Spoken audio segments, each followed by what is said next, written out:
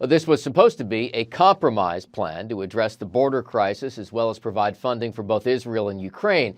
And even though there could be a vote on this as early as tomorrow, the opposition is growing.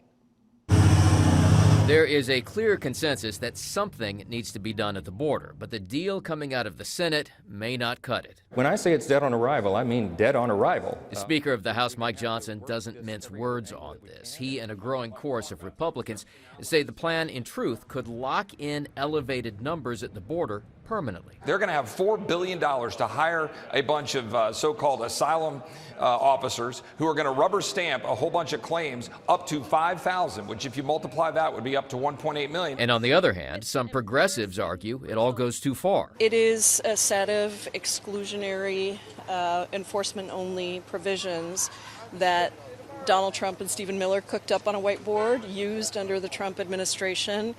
They didn't work. President Biden is fully behind the plan, though, and one of its architects is pleading for compromise ahead of a test vote tomorrow. This is the beginning product to be able to put out and say we've negotiated this. Now let's talk about where we are. Let's open up for amendments in the Senate, open up for amendments in the House. Let's actually have dialogue on this to be able to see what we can do to be able to fix it. When the ayes have it. And in the meantime, just last night, a House committee agreed to move to a full House vote to impeach Secretary of Homeland Security Alejandro Mayorkas over his handling of the border crisis. And we expect that full House vote on impeachment later today. It will be a real test for the very slim Republican majority in the House. In Washington, Doug Luzader, Fox News.